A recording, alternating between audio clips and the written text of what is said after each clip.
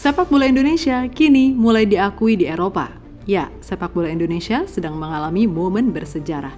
Untuk pertama kalinya dalam beberapa dekade, nama-nama pemain dari tanah air tidak hanya mencuat di liga lokal, tetapi juga mulai dikenal di kancah internasional khususnya di Eropa.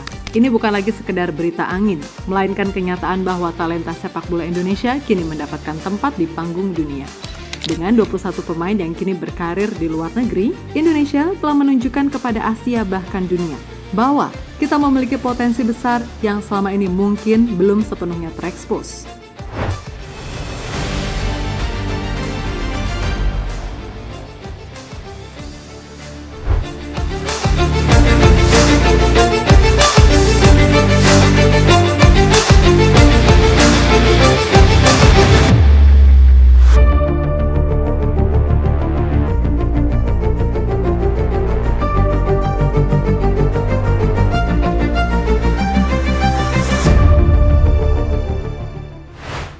Kini sepak bola kita mulai mendunia. Jika kita menilik beberapa tahun ke belakang, sepak bola Indonesia kerap dianggap sebagai raksasa tidur yang belum sepenuhnya bangkit.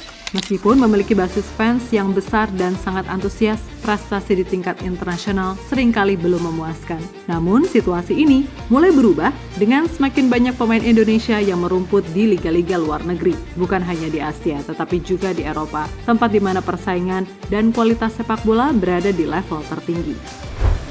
Dulu, timnas Indonesia hampir sepenuhnya diisi oleh pemain-pemain yang bermain di Liga 1.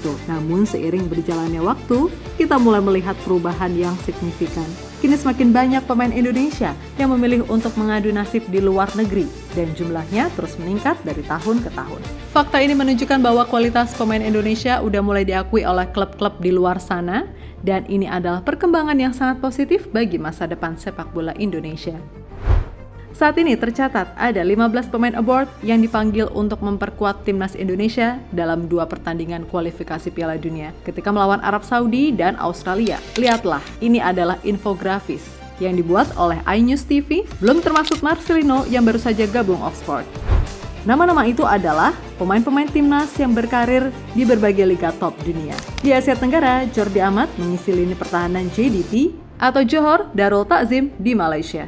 Sementara Asnawi Mangku Alam tampil solid bersama Port FC di Thailand.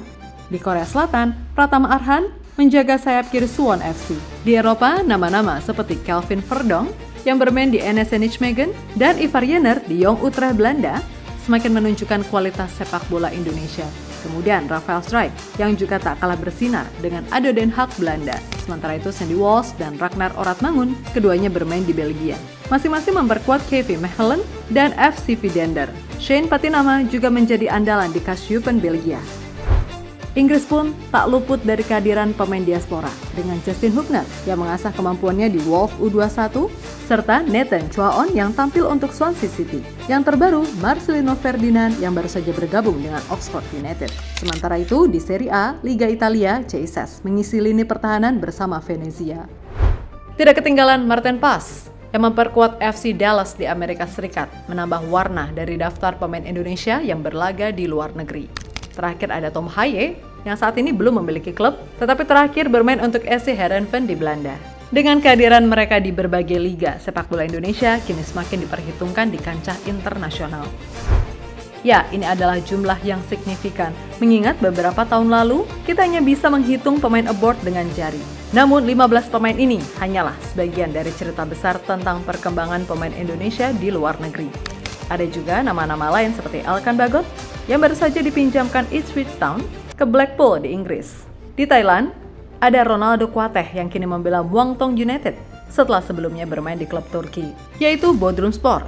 Dan Yanto Basna yang bermain di PT Prachuap FC.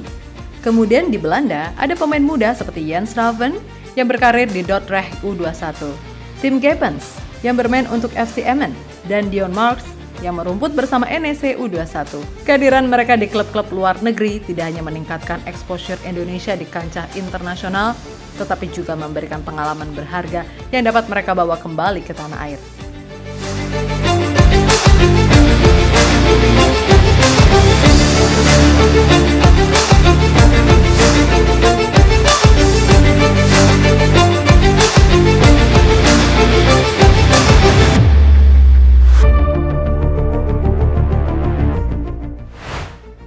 dampak positif pemain keturunan.